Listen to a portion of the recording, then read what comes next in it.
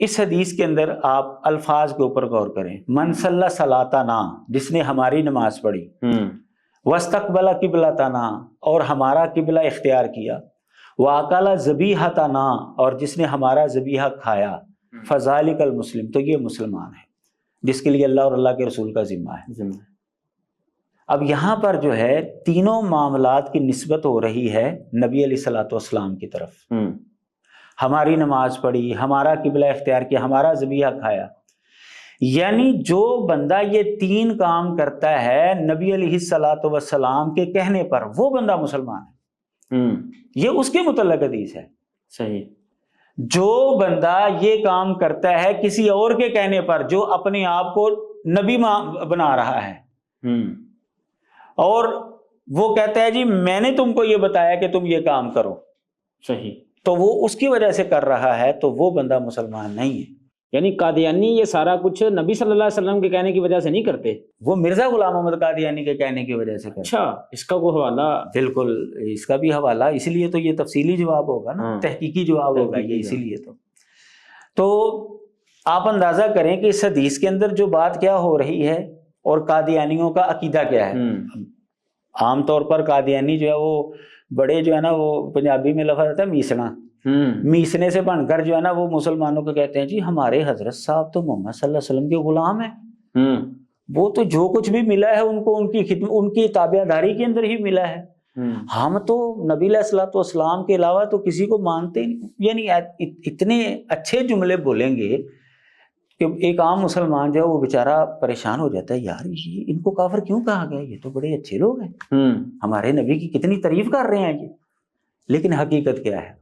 حقیقت جو میں نے حوالہ نوٹ کیا ہے، یہ مرزا غلام محمد قادیانی کا جو بڑا بیٹا تھا دوسری بیوی سے، جو قادیانیوں کا دوسرا خلیفہ تھا، اس نے اپنے خطبہ جمعہ کے اندر جو ہے اس پر گفتگو کی.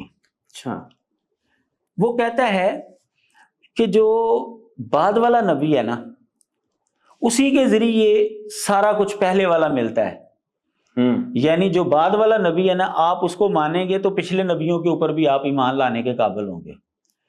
مثلا میں آپ کو مثال دیتا ہوں، جیسے ہم نبی علیہ الصلوۃ والسلام کو اللہ کا نبی اور رسول مانتے ہیں، تو ہم نے نبی علیہ الصلوۃ والسلام کے فرمان کی وجہ سے ماننا کہ حضرت ابراہیم علیہ السلام بھی اللہ کے نبی ہیں، حضرت موسیٰ علیہ السلام بھی اللہ کے نبی ہیں، حضرت داؤد بھی اللہ کے نبی ہیں، حضرت سلیمان بھی اللہ کے نبی ہیں، حضرت عیسیٰ بھی اللہ کے، یعنی پچھلے جتنے بھی نبی جن کی وضاحت آئی ہے وہ ہم نے نبی علیہ الصلوۃ والسلام کے فرمان کے وجہ سے وہ اللہ کا نبی تسلیم کیا ہے. اگر نبی علیہ الصلوۃ والسلام ان کو نبی نہ قرار دیتے تو ہم ان کو نبی نہیں مانتے. وہ کہنا یہ چاہتا ہے کہ جو بعد میں نبی آیا ہے نا، جب آپ اس کو مانیں گے نا، تو وہ جس کو نبی قرار دے گا نا، جس چیز کو وہ کہے گا کہ یہ درست ہے، ہم اس پر ایمان لائیں گے اور اس کو درست مانیں گے. صحیح. اصولی طور پر اس نے بات ٹھیک کی ہے. اب لیکن یہاں پر قادیانیوں کا اصل عقیدہ جو ہے وہ سامنے آ گیا. اصولی طور پر بات اس نے ٹھیک کی ہے، بالکل پہلے نبیوں کا تذکرہ جو ہے یا ان کے اوپر ایمان جو ہے وہ بعد والے نبی کے ذریعے ہی ہوگا. لیکن جو سادہ لوگ مسلمانوں کو وہ دھوکہ دیتے ہیں، وہ دھوکہ جو ہے ان کا واضح ہو گیا یہاں پر، جو اس نے تفصیلی گفتگو کی اس کے اوپر. میں آپ کو اس کی عبارت جو ہے وہ سناتا ہوں جو میں نے نوٹ کی ہے. کہتا ہے، پھر یہ بھی یاد رکھنا چاہیے کہ جب کوئی نبی آ جائے تو پہلے نبی کا علم بھی اسی کے ذریعے ملتا ہے، یوں اپنے طور پر نہیں مل سکتا. اور ہر بعد میں آنے والا نبی پہلے نبی کے لیے بمنزلہ سوراخ کے ہوتا ہے. پہلے نبی کے آگے دیوار کھینچ دی جاتی ہے اور کچھ نظر نہیں آتا سوائے آنے والے نبی کے ذریعے دیکھنے کے. یہی وجہ ہے کہ اب کوئی قرآن نہیں.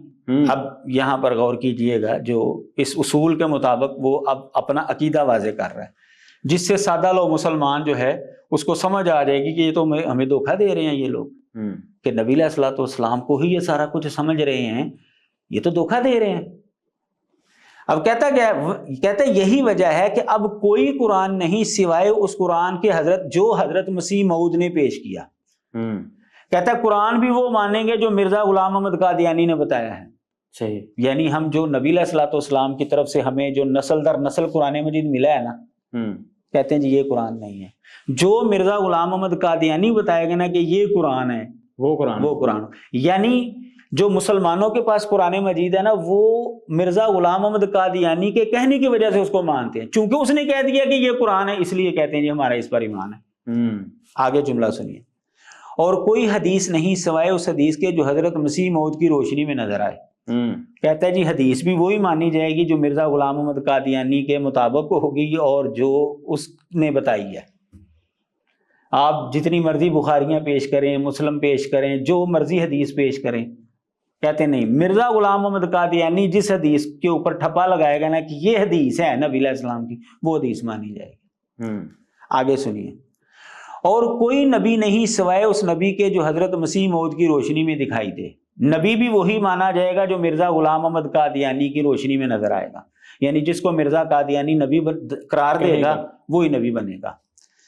اسی طرح آگے سنیے جا، اسی طرح رسول کریم صلی اللہ علیہ وسلم کا وجود اسی ذریعے سے نظر آئے گا کہ حضرت مسیح موعود کی روشنی میں دیکھا جائے۔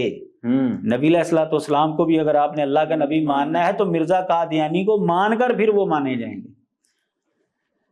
اگر کوئی چاہے کہ آپ سے علیحدہ ہو کر کچھ دیکھ سکے تو اسے کچھ نظر نہ آئے گا۔ مرزا غلام احمد قادیانی کو چھوڑ کر اگر کوئی چاہتا ہے نا کہ میں کسی نبی کو مان لوں، کسی کتاب کو مان لوں، قرآن کو قرآن مان لوں، حدیث کو حدیث مان لوں، کہتا ہے اسے کچھ نظر نہیں آئے گا۔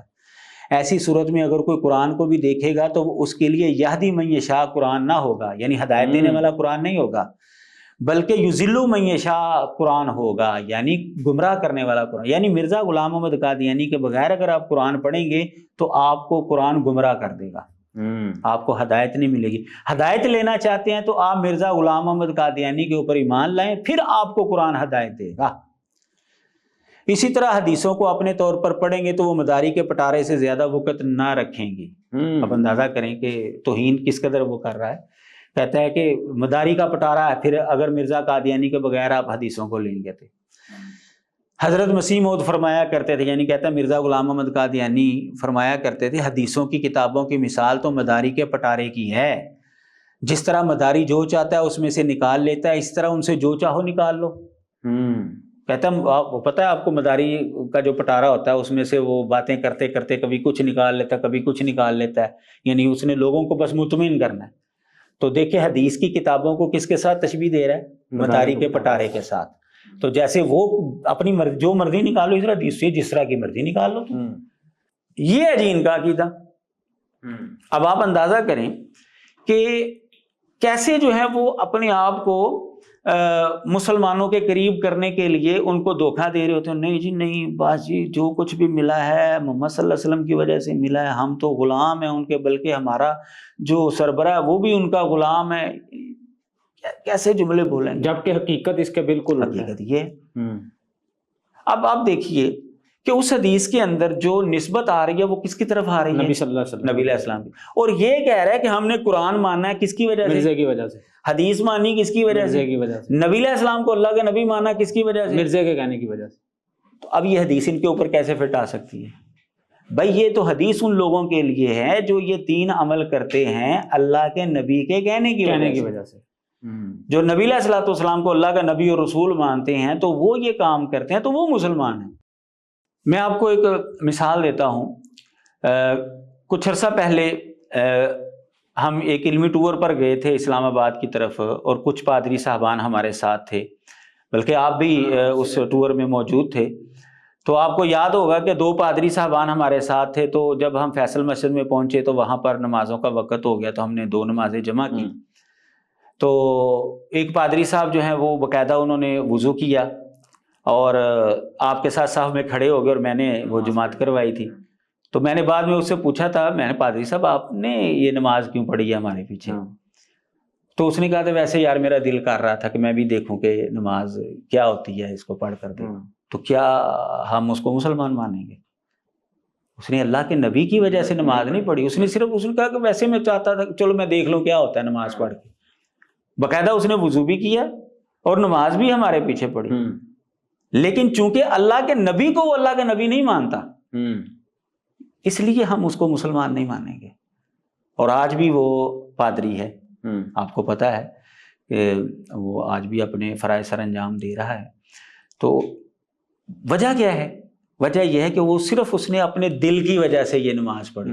اور بھی کئی لوگ ایسے ہوں گے کبھی وہ مسلمانوں کے ساتھ کھڑے ہو کر جو ہے وہ نماز پڑھ لیتے ہیں. کئی ملحد جو ہے وہ بتاتے ہیں ہم نے نماز پڑھی ہے جی، لیکن وہ اللہ کے نبی کو چونکہ اللہ کے نبی نہیں مانتے اس لیے ان کے پڑھی ہوئی نماز یا قبلہ رخ ہونا یا مسلمانوں کا ذبیحہ کھانا اس کا کوئی اعتبار نہیں. یہ اس بندے کے لیے ہے حدیث جو اللہ کے نبی کو اللہ کا نبی مان کر یہ عمل کرتا ہے. اچھا، یہ جو بھی آپ نے مرزے کے بیٹے کی عبارت پیش کی ہے کہ ہم یہ سارا قرآن یا حدیثیں ان کو مرزے کے کہنے کی وجہ سے، اس کا ریفرنس کیا ہے استاد جی؟ یہ مرزا غلام محمد قادیانی کا جو بڑا بیٹا تھا بشیر الدین محمود، اس نے جمعہ پڑھایا تھا قادیان کے اندر، اور یہ شائع ہوا تھا اخبار الفضل میں.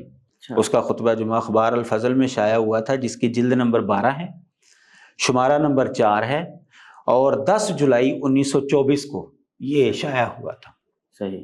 تو یہ آج بھی جو ہے ان کی کتابوں کے اندر یہ عبارت موجود ہے، بلکہ خطبات محمود جو ہے اس کے جو خطبات ہیں وہاں پر بھی یہ بات جو ہے وہ مل جائے گی. اسی سن کے تحت 1924 کے جو اس کے خطبات ہیں اس کے تحت آپ جب جائیں گے تو آپ کو یہ خطبہ جو ہے اس کا مل جائے گا، اور اس کے اندر جو ہے یہ عبارت آج بھی موجود ہے.